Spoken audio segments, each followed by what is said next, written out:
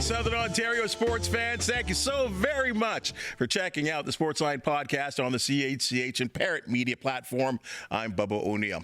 Well, friends, CHCH social media lead Amanda Destro gave me some info today that we are closing in on the 250 podcast mark. So thank you so much for all of your interest in our local sports scene that is doing so well in so many different sports, and we're doing it all over the planet. Folks, the National Football League is back, and let's be honest, there is nothing bigger or attracts more attention. Just about 125 kilometers down the road in Western New York is a team that some say are the favorites to win Super Bowl 60. Among so many things when it pertains to officiating, for 3 decades, Hamilton native Steve Foxcroft has been a member of the NFL's chain crew gang that maintains and measures first downs. It's a special season for the Buffalo Bills, so let's bring in the man better known as Foxy and Bubba back together again. And you know, I have to remind your viewers on the podcast that when you started this thing, because you're approaching 250, when you started this thing, the first podcast, I thought I would be the guest because we did a cable TV show in Halton for 25 years together or something. So I thought naturally he'd call his buddy Foxy. There it is. So there we are, way back in the day. That's like the late 80s. That is late 80s. Yeah, like whatever number of grades of times through grade 11 we were about then, that was about us. So, but I remember calling you to say, Bubs, I'm a little hurt that I wasn't the first guest, and your answer was typical, like that picture showed. You're in fine form without missing a beat. You said, Foxy, I considered it, but Donovan Bailey never comes second. He's first at everything. So he's the first guest. Well, you were top 3, I think. I think I was top 3. Yeah, I think I was top 3. But I couldn't even be mad at you. I said, no, that's a good answer. Well, you know what? Hey, the good thing is I've only had Donovan on once. You've been on this one your third time.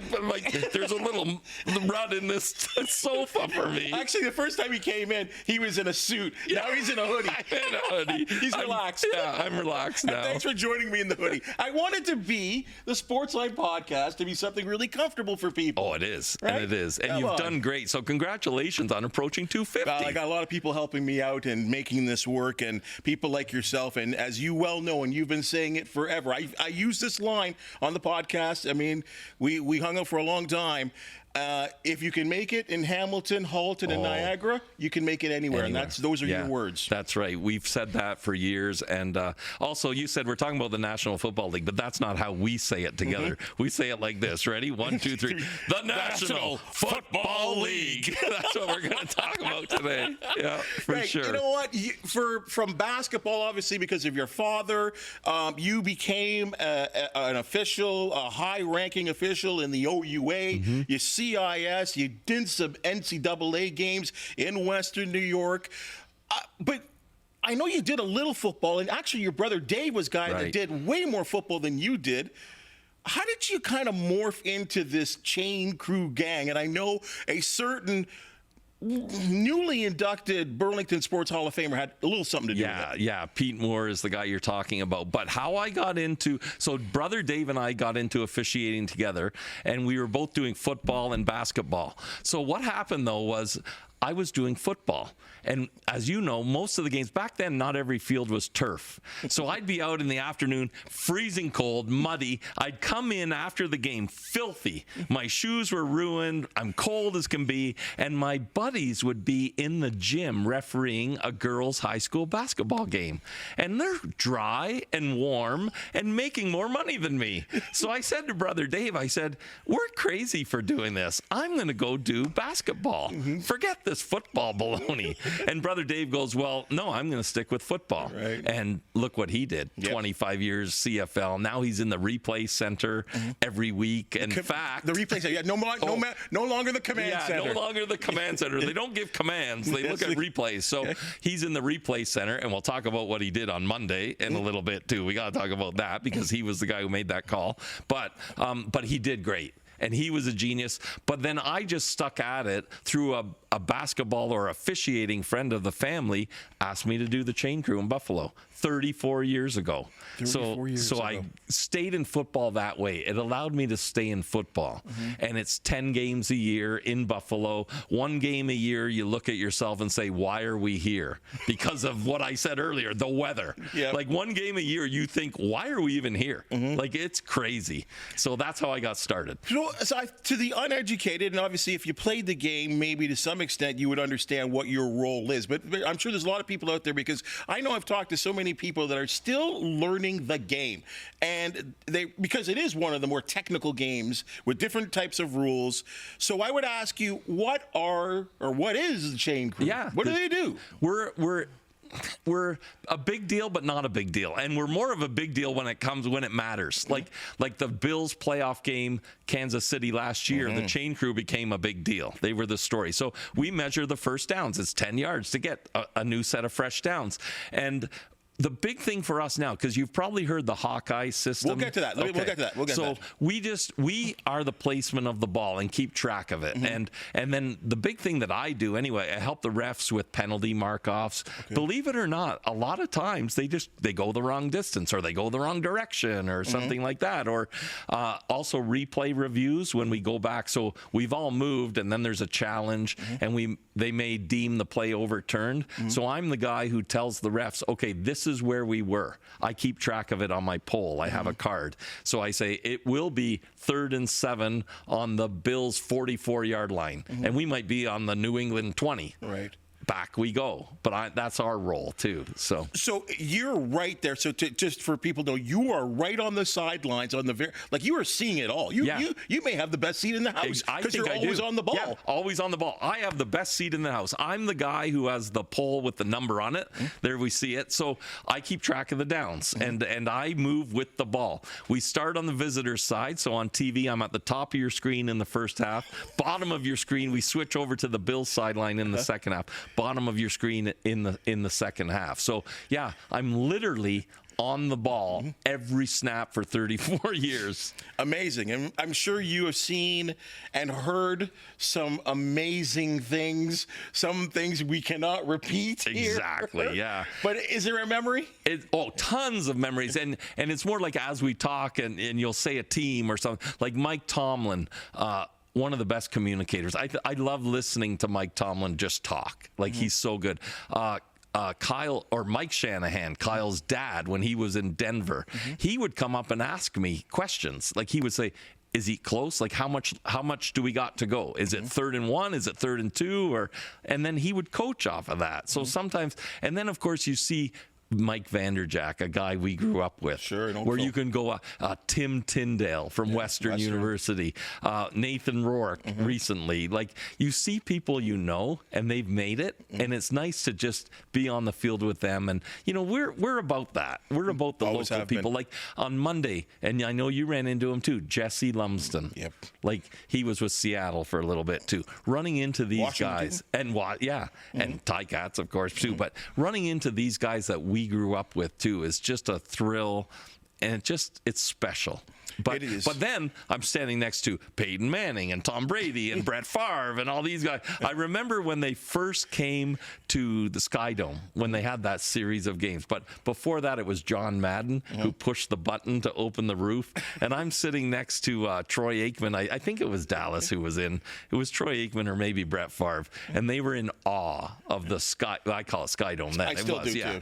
So of the Sky Dome roof opening. Like they're just in awe of seeing that. Yeah, that goes back some time. I do remember that. What was it? Rogers NFL, and then they kind of focused in on the Bills. And, That's right. It was some big thing, hoping that the NFL was going to come to Toronto. Yeah, but I think we all knew that was never going to happen. And it wasn't going to happen in Sky Dome, I think. But another couple. Those are the memories of just people and being beside them. The other memories are getting hit.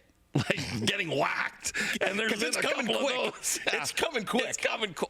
And it's usually not the ball carrier. It's the before or after. It's the big old linemen that are pulling guards and stuff like that. They're coming at us, and if you watch the ball, then you're not watching what's in front of you. So you have to be very careful. And I've had, you learn the hard way. But I'll tell you this, Bubs. Over the years, I get out a lot quicker now. Like, Like before, when I was younger, like you and I, when you were hitting me as the quarterback, when you were at Assumption and sacking me when I was at MM Robinson, I could take the hits back then. But now I'm in the third row. I'm like gone. But there has been a few of those instances where I've got whacked. Give me the number one. The number one was Brian Cox from the Miami Dolphins. He's a fish. He hated Buffalo. Yep. He hated Buffalo. He hated Jim Kelly. Well, he sacks Jim Kelly, who was rolling out, and both of them land on top of me.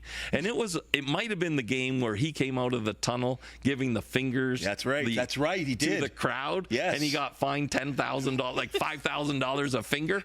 So he was in a surly mood that day. Yeah. So he sacks Jim Kelly at the sideline, who was rolling out. They both land on me. Well, I am done. And I just remember Jim Kelly asking me, like, you all right? Because he just got sacked. I go, yeah, I'm all right. Like, and then we all help each other up, and oh my gosh. Yeah. Other ones are the chain crew makes fun of me for this one, where there's a couple games a year where we have to wear every bit of clothing we have just to stay warm because it's cold. Yep. Well, I got knocked down once, and I was like a weeble, where I had so much clothes on, I was just rocking like a turtle on a shell, right? And they're trying to help me up, and I could, because it's icy and I'm slipping, and finally I say, turn me over, and then go under and lift me up. And the chain crew never lets me live that down. I had too much clothes on. Right. That's what it was. Well, you talk about moves, because yes, you have to be pretty shifty on the sidelines. But when it comes to moves, there's a move, and I know we discussed this the last time you were on the show. We were kind of talking about your gig, but I think it bears worth repeating. The Aaron Andrews move. Oh yeah. The Aaron because Andrews it's true. move, yes. When I'm at home watching my Buffalo Bills, you sometimes, in the most timely fashions, appear on my TV screen. That's true. Okay, the Aaron Andrews move. We'll tell the podcast viewers about this one. So, chances are this Sunday, the Ravens are in town, and we're on national, right? Yes. We're on national TV Sunday night. So there's the Aaron Andrews move there. I have a knack of knowing when the sideline reporter is going to be on, and I'll just happenstance, walk in behind. And this has caused my phone to blow up over the years more than anything. And people go, you are you. Like, you are just so when I have a new person on the chain crew, a young kid who's joined us or something like that, I'll say to them, follow me. Yeah. I'm taking you national. We're going coast to coast right now. So they just usually trail behind me. And you got to time it where when you're right behind the reporter, where they're not blocking the camera angle, you got to time it where you turn your head. You give it the so it's a knack, and I do it with the sideline reporters, and then usually, and they got away from this a bit, but they've come back, is the coaches' interviews as they go off the field at halftime. Yes. So I dart to find the coach and the interviewer, and I usually do it then too as they're going off at halftime. But they got away from that for years, but they've brought it back. I've noticed in the last couple of years, you see it. Like those halftime, what do they give you really? They give you nothing. They give you nothing, right? But I think on national games, they're getting back to that, right? Where, like, was it Schottenheimer last night in the Dallas-Philly game? I think they interviewed Schottenheimer, who I like. He impressed me last night. I thought the Cowboys impressed me a little bit last night. They did play well. I mean, Eagles were missing their best defensive player. Yeah, exactly. But I mean, that's a whole different story. Yeah. But that's the move, the Aaron Andrews move. No, the move has been very effective, because I have been one of those people texting you going, please get off the TV, please. Yeah. Would you stop this right now? But you know what, though? I think your years of television too probably gives you the good knowledge on right. Okay, 3, 2, 1, let's do this. Yeah. You know, I think of the many things you do, and you do talk about being in Buffalo and being in the chain crew, and you know, there are people that probably work in the likes of Houston or New Orleans. I mean, they got the dome situation where, you know, you can wear whatever you want to wear. But with Buffalo, as you said, there's always going to be one of the 10 or 9 or 8 games that there's going to be problems. I think about that Bills-Colts game from some time ago. Yes. Like, what? How do you? Yes. How? Okay, you talk about that. You have to measure out the first. Like, how is it done in these conditions? That's a good point. So early on in that game, the first series, and there you see the number 4 on the box there. But early on in that game, it might have been Sean Hockley or Alan Kemp, but anyways, the ball's down, and it's the first drive, and he's given the team a first down. And I know it's like 2nd and 3. Like, it's not even close. So at the first media timeout, I called him over, and I said, look, that last play, it was 2nd and 3, and you gave him a first down. I go, so why don't you put the ball down? I'll put the pole down, and then you'll see where it is in relation to the front stick, and then you can announce what down it is. He goes, Foxy, thank you. Because he goes, I had no idea where we are. I can't see a thing out here. Yeah. And I also have a flight at 7 o'clock. I want to get out of here if the plane will leave, like, because it's snow everywhere, right? But that's the one thing in Buffalo. A foot of snow at the game, 10 miles down the road or 15 kilometers down the road, the airport's dry because we're in a snow belt, right? Like Jack Armstrong said it best when they built the new stadium without a roof, and everyone's complaining, like, why would you build a stadium there without a roof? Jack Armstrong, Raptors announcer, Bills season ticket holder, and lifelong family friend to us and you and everybody. But Jack said it best. He goes, really, they should just move the stadium 5 miles outside of the snow belt. True. Like 5 miles either side, it's dry. Yep. You know what I mean? It might be cold still, but there's no snow because people need to know it is. If you got Steve Ruddock here with the Doppler radar, he'll show you that it's a snow band. Yes. And that's what technically they probably should have done. Well, we've seen some crazy games where, we see this in the Canadian Football League, where places like Winnipeg and Saskatchewan, where all of a sudden it's a beautiful day and all of a sudden in comes a storm out of nowhere. That's right. And it's generally wind and rain, and obviously in Buffalo, as you said, the snow belt, we see these kind of crazy conditions. And I remember my brother, one of his Grey Cup games in Ottawa. It was Argos, Bo Levi in Calgary. Yes. And you're there before the game, but by the time the game started, there was 6 inches of snow on the field in Ottawa, and that wasn't that long ago. No, that was a great Super Bowl, great cup actually. Yeah, Argos. That's with Shania Twain. Yeah, Shania Twain coming out with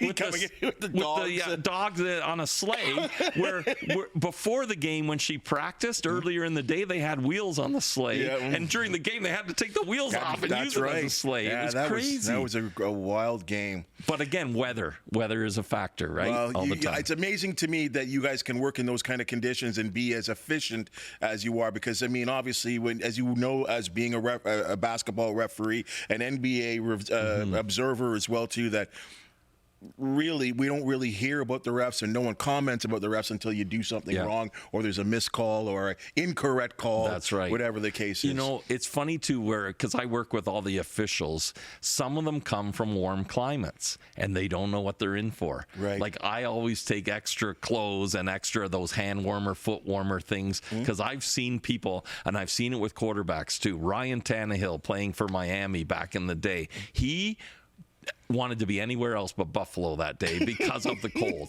He just didn't know how to handle it. And it's the same for officials and spectators and so on too. It's hard to deal with the cold. And especially in my job too, I can't wear gloves.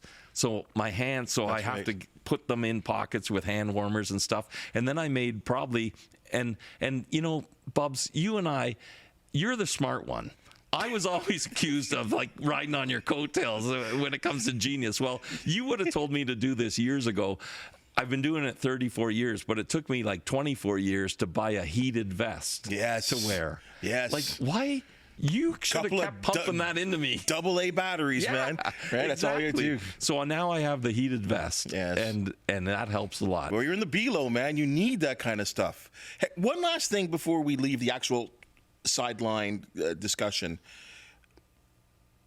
Grumpier person to deal with: Bill Belichick, Bill Parcells, or other? Ooh, that's a good combo. And I'm just presuming that they're grumpy. I think I'm going to say Belichick in that, because Parcells could turn and be okay every once in a while. Like he was Grumpy McGrumperson, but he could be okay at times too, if you know what I mean. Where Belichick was just Grumpy McGrumperson all the time, like 100%. Really? No, and he was so anal and worried about stuff about the locker rooms being bugged or stuff like that. Like, really? Yeah, like just stuff. Paranoid. Yeah, like paranoid. That's the word.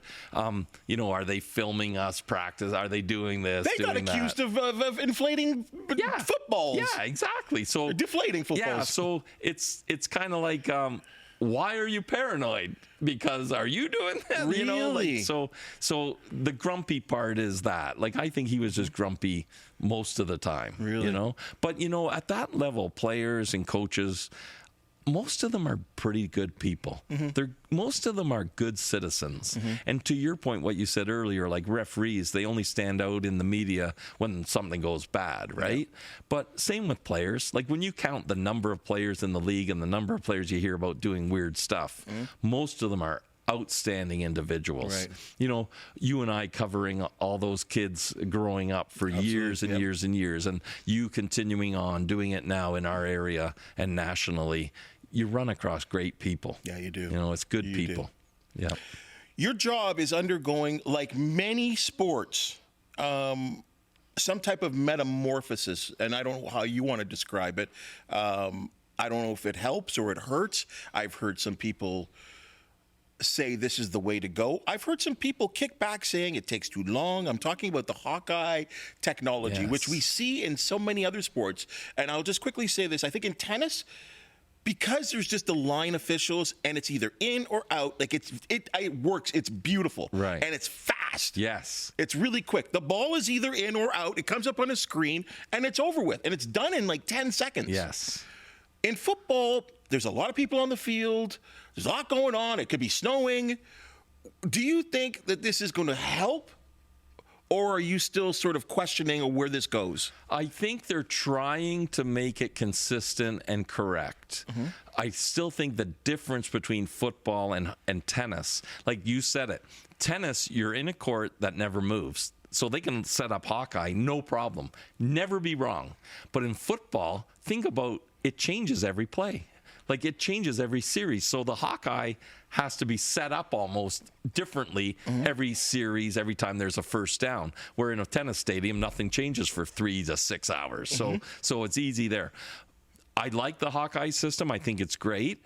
But nothing really changes too much in terms of the visual. So that helps with the measurement.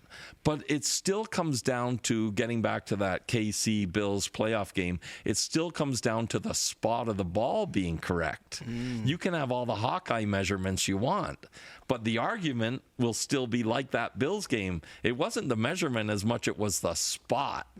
So I think that's what's still going to be controversial, is the spot of the ball. So there you see the virtual measurement. It's easy to do, but if no one agrees on the spot of the ball, then the measurement is still what it is, right? Well, and it will always be an issue because it's a massive humanity. Right. Again, you're right on the ball. You see it, and then all of a sudden, like people clashing, and you've got a ball that's this long and this wide, right? And you've got to figure out and decipher, and it's tucked away because the running back or the quarterback has tucked the ball away. And I think that's so hard. Yes, because Hawkeye doesn't do it during the play. It does it afterwards when the ball is spotted. Right. You know what I mean? Like the real Hawkeye that would be great is if they had the technology where during that play, he did, you know, because football's big on forward momentum and the spot there and all that. But if he does one thing, then the spot changes. If he, you know what I mean? So if the Hawkeye was in the ball itself during the play and he broke the plane, say, of the goal line or the plane of what they need for a first down, I think people would accept it. But it still doesn't come into play until after the ball is spotted. And that's the tricky part, what you're saying. It's a massive humanity. Like even in the Labor Day game with the short kick at the end, who knows who came up with that? Yeah, it's true. And any short kick. Who knows who comes up with fumbles and stuff like that? It's tough. I don't know if this works. I mean, and you've probably looked at it, examined it even more. And this is, I've had people tell me this. Why can't they just put a chip in the ball? That's right. That's what I'm getting at, is that would solve the problem of where the spot is, right? So I don't know if they're looking at that, if that's something, or if the rules. See, that's the other thing. Do the rules allow for that?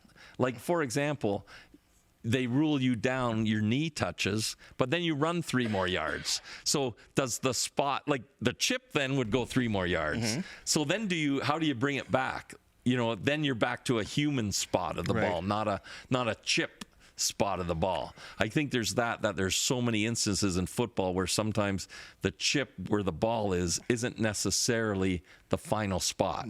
Right? Like all those, like a quarterback sneak or something. When do you rule Tush push. stop? Tush push. Yeah. When do you rule the runner has been stopped? Forward progress and that kind of thing. So I think it would work in many instances, but not all instances. And again, you got the shield on you right now, and you don't have to give away any state secrets or whatever. Were you guys given memos or videos, or was there something that how they worked this in with you guys as a chain crew? Yeah, we did a call for the whole league with videos and do's and don'ts and stuff like that. Most of it is stuff that we've practiced through the years and so on.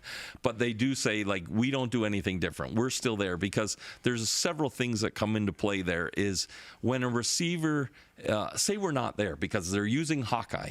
But if a receiver, it's 2nd and 7 and he does a 5-yard out, he doesn't know after he catches the ball where the yak yards need to take him for a first down if there's no visuals. So they said we'll always be there. We'll always be there for visuals. Or picture this, a quarterback rolls out, wants to make a throw. He looks at me to see, am I past the line of scrimmage?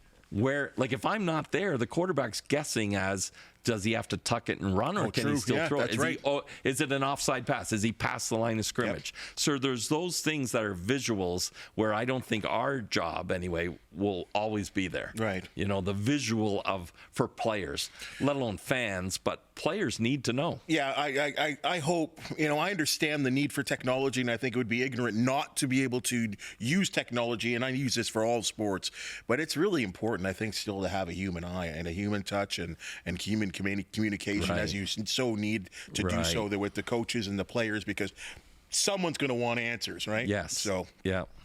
This is obviously going to be a real interesting year. Obviously, as I said off the top, the Bills are, amongst one of the 3 teams that are, favored to win the Super Bowl. I kind of don't like that kind of conversation, but that's because I'm an insane Bills fan.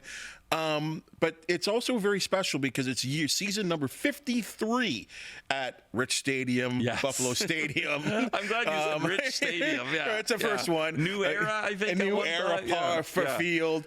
As it stands right now, it's now going under the label of Old Highmark Stadium, and I'm sure you've made this drive several times, right? What are your thoughts of the old beast?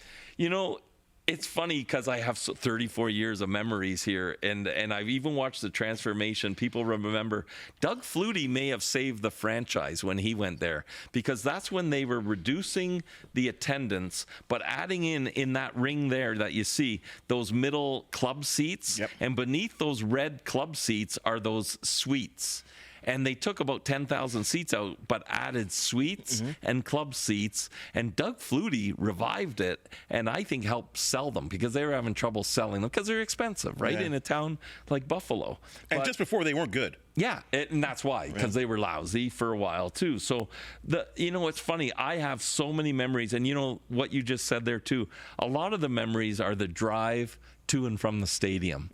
And one of the first times that I can say to any of your viewers is, if you haven't been to Buffalo to experience what it's like, the first time you will go, there's nothing like it in the world. You will go crazy from what you hear, what you see, and what you smell.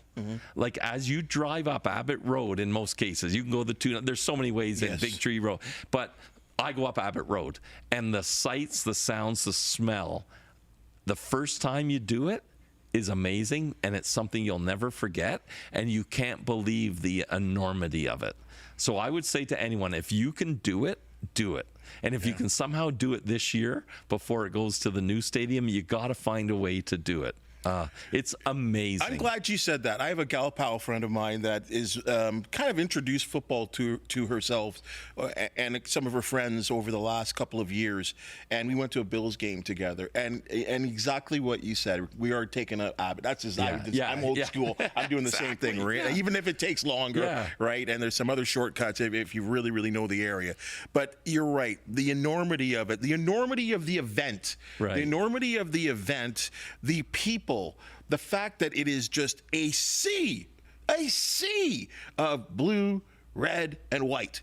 You're wearing those colors. Yes. Everyone's like, you can even go to a Ticats game and not everyone's wearing black and gold.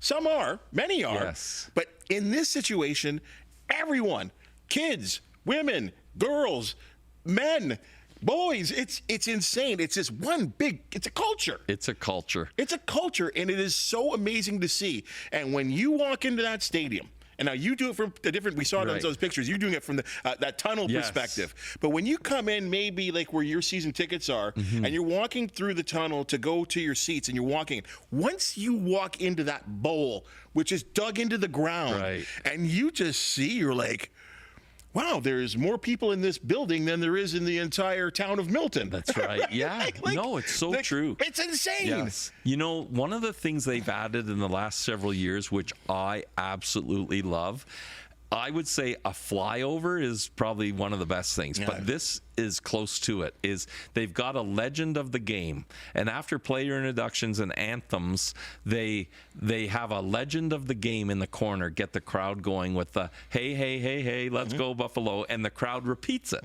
Then they do the Marv Levy, which is, I'm getting goosebumps as I'm saying this. Where else would you rather be than, and that's what the legend says, and the crowd finishes it with right here, right now. And a lot of times I'm walking through the visitors bench because depending on which way the kickoff's going, because we've had the coin flip then, and this is just the 30 seconds before kickoff when they do this. And I've been walking through the visitor bench a lot of occasions and seen the players on the visitors side in awe of this moment that's going on in the stadium and how 70,000 people are in the palm of that legend's hand giving the hey, hey, hey, let's go Buffalo, let's go Buffalo, and the where else would you rather be than right here, right now. And you know, Marv Levy, 100 years old, just recently, like unbelievable gentleman and coach and just unbelievable. But what he started with that is incredible. Like that is something that is just, it's powerful. It's a Bills anthem. There's no doubt about it. But as we transfer, as we did too for many years out of Iverwin Stadium, a place that has so many memories for you and I, high school championships, being on the turf, playing in those games way back when we were in high school. There is eventually a Tim Hortons Field or Hamilton Stadium or whatever they're calling it now. Right? That's true, yeah. I mean, I don't know why they still call it Porter Stadium, Porter Airlines Stadium. Yeah, that might be coming up. Like, I mean, maybe, I don't know. Hint, hint. But there's an old and then there's a new. What are your thoughts about the new Highmark Stadium from what you can see at this point? It looks spectacular. It's enormous. Yeah, it's enormous. And it's funny you say that because here's the things that I think about right now. It isn't the roof. It is a little bit of the covered thing and how loud it's going to be because they built it like an echo chamber with the cover over the thing. But, you know, here's what I think of the most, actually, is what's my locker room going to be like? So, I know this is selfish. Bubba's laughing because he knows, well, that's typical Foxy, being selfish, worried about himself. We have such a great setup right now.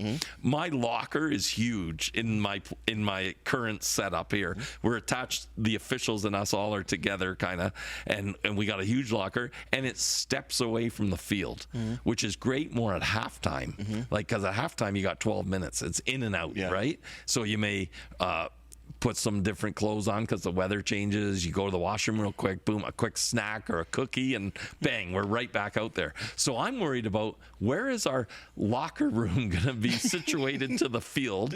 Because in Skydome, as an example, at Skydome, when we had those games there, it was a mile away. Really? Like, we were so far away. So my worry and thought is about that. But I'm looking forward to the enormity of it because it's huge. So I'm standing on the field now, and I can see the top part of the new stadium. And as you mentioned, the current stadium is dug down.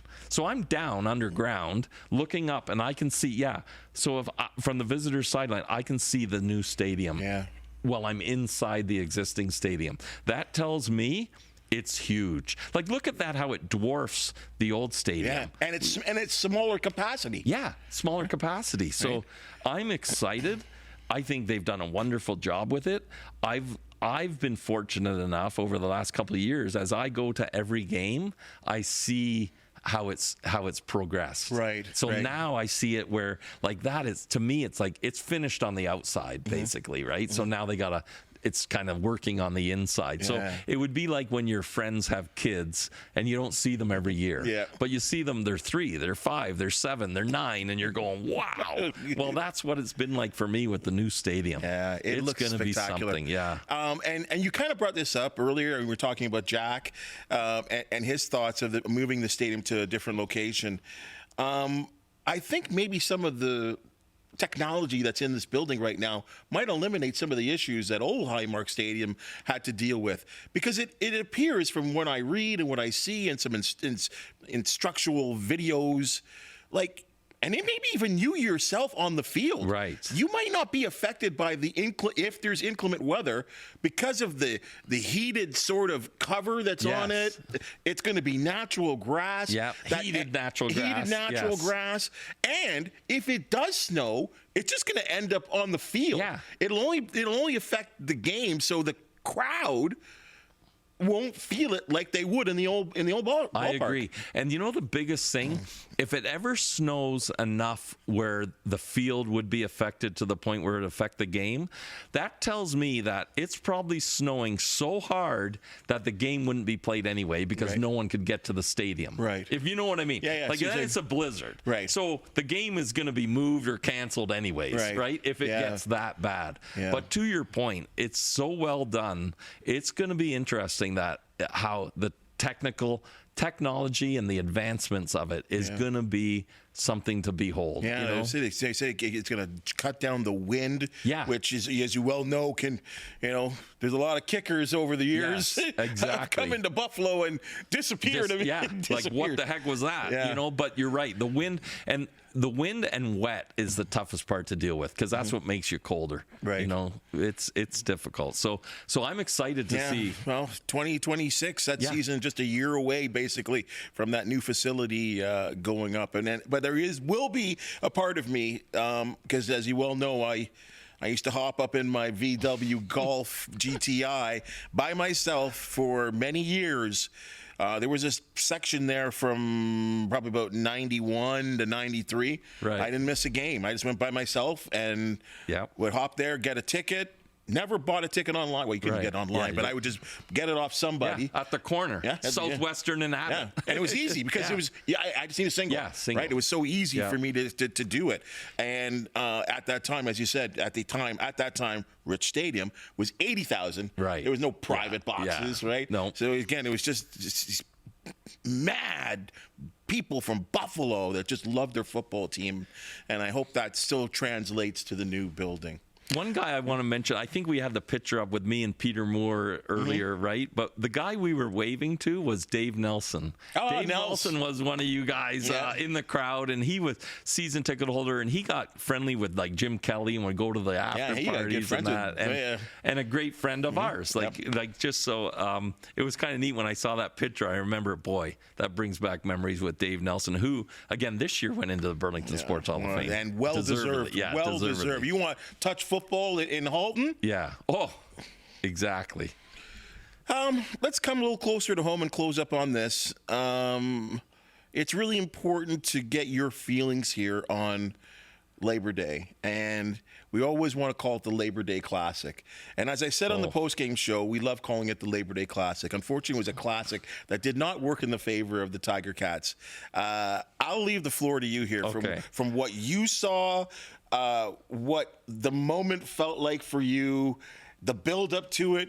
Go away. Yeah, the whole the good, bad, and ugly of it. First of all, it's Labor Day, so we're all loving it, and the whole day and the whole weekend is around getting to the Labor Day Classic. So the first thing that I loved that we did, and I thought it ensured the victory, we deferred the coin toss. We win and deferred, but then in the second half, we took the wind in the fourth quarter instead of taking the ball. So the Argos received both half kickoffs. And I thought by taking the wind in the fourth quarter, we won. Don't even play the fourth quarter. We're up 13, I think. Stop the game. Everybody go home happy because we have the wind in the fourth quarter. Genius move, coach. Well done. However, the defense, I think, we've just forgot to show up. So the other thing I thought that it bugged me was we gave up 2 single points on a 65-yard punt and a kickoff. And I know we don't have any returners right now in the line. Everyone's hurt. Yep. And after, I think, the first one, we ended up putting 2 guys back on punts and so on. So good adjustment. But the damage was done. Those 2 single points ended up costing us overtime at the end, as it turned out. So I agree with Coach that, the offense just sputtered in the first half and so on. We didn't have really a run game established. But then just the last play, it was, I think, errors all the way around, and there's the Lawler catch at the end there, and too bad we couldn't get the 2 point. So the whole way down, is catch it, go for 2. And then when we didn't get 2, now the game to me was extended, because if we got the 2-point convert, then we're looking at overtime with a field goal. But this play here, the 2 defenders, that's tough, right? That's just a bad break. And then at the end, I think Brissett made equally as much of a misplay by running so long to get the touchdown. Yeah, because he could have just took a knee. Yeah. Take a knee there, run out of bounds at the 20. But I don't think he had a clue at what the time was on the clock, or that it was a chance of the clock running out. And then the Argos got lucky. They got the Argo bounce, and it was the bounce of the time clock. And Brother Dave, who was in the replay center, now this probably was shown on TSN, but I don't have TSN when I'm sitting in row 12, right? So he sent us the clips of the still shots of foot out of bounds, 1 second on the clock. So we knew he made the right call. You could see it on the TV broadcast. There was no disputing it. It was hard to it's like, wow, his foot is out of bounds. There is 1 second left on the clock. The hard part for me was giving up the 2 singles off the kick and the punt, and then not getting the 2-point convert ended up to be critical. But that's a 50-50 play. You can't, but then the defenders colliding and not making that play. And the good ones too. Yeah. Like Amos and Katsatonis. Love those guys. Love those guys. But I always, when it all happened, all I could think about was Chris Berman. Knock it down! Exactly. Knock it down. And so that was frustrating. But then Brissett almost single-handedly bailed us out. Yes. And it came down to they got the Argo bounce on the clock.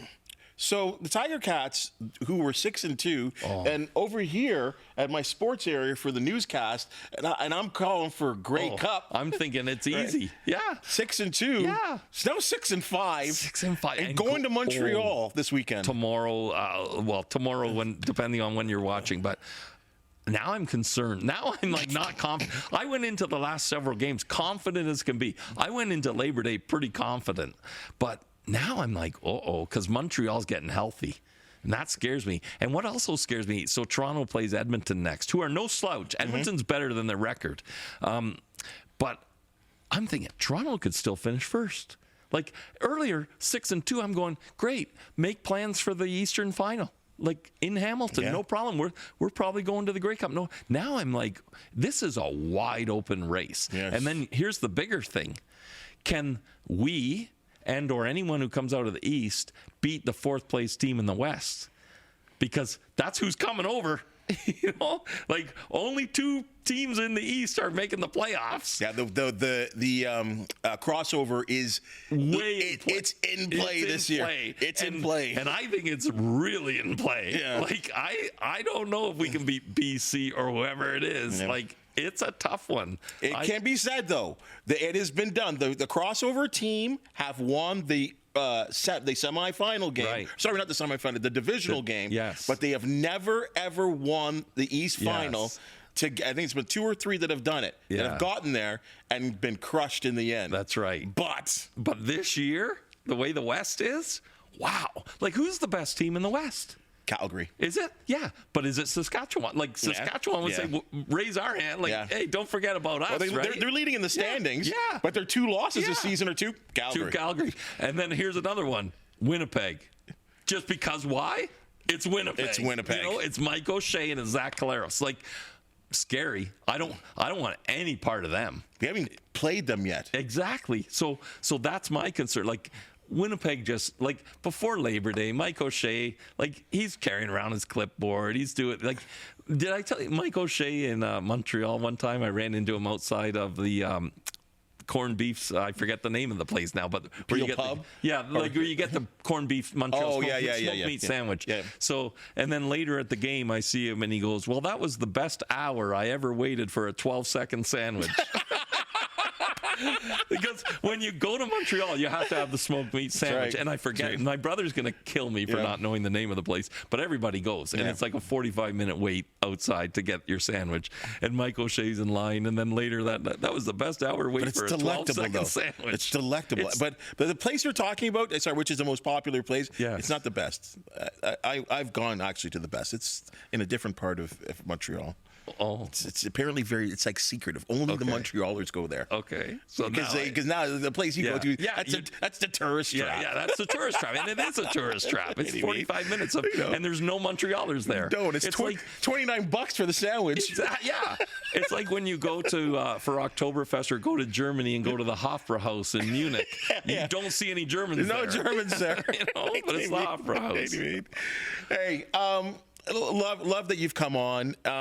Hey, great. Congratulations again on year 34. Year 34 on the chain crew, and hopefully that technology and you guys, you can all work that out. And as we've seen in sports, when there are rule changes or technology, there's some adjustment periods, and that it's not something that angers the fans too much, because you will hear it. Bob's at our age now and being in year 34. I'm just worried about on Sunday night that I can stay awake long enough for the end of the game. Like these 8:20 kickoffs, they're tough. That's true, especially when I wake up in the morning too. Right. And everything. But congratulations on that, and congratulations on all the things you do. Thank you for supporting me, supporting this podcast, all that you do in Hamilton. Believe it doesn't go unnoticed, and the fact that you still give back to a lot of those high schoolers, and you know, if anyone has ever not been to the Burlington Sports Hall of Fame, which is tough. It's a tough ticket because it sells out every year. You got to make it, because this guy is the #1 show host. I know there's some other great ones out there. Ralphie comes to mind. Right, yes, he's one of the premier ones. You stand right with the cat. And you do a great job of entertaining the crowd and doing what you do. So, again, thank you for all you do, buddy. Thank you. We appreciate people. We acknowledge them, and we try and have fun and laugh while we do it. And you and I, no different. You know, how many people, and I know you got to go, but how many people do you stay close with measured in decades? Yeah. That's been you and I. Yeah. Like it's 3 or 4 decades now. It's not just 3 or 4 years. No, it's decades. Without a clumsy moment. Yeah, and right? I appreciate that. And Thank you for that. It's amazing. I cherish you a lot. Likewise. All right, my man. Thank you so much for joining us. That's your Sportsline podcast for the day. And if you've just seen and heard, we love talking sports. And I love talking sports with Foxy. If you do know of an athlete, team, or event to promote the Sportsline podcast, want to hear from you. Please hit the thumbs up, like, and subscribe button. If you have something to say, we always appreciate your comments. For the outstanding people that make the Sportsline podcast possible, thank you so very much. And we'll see you soon.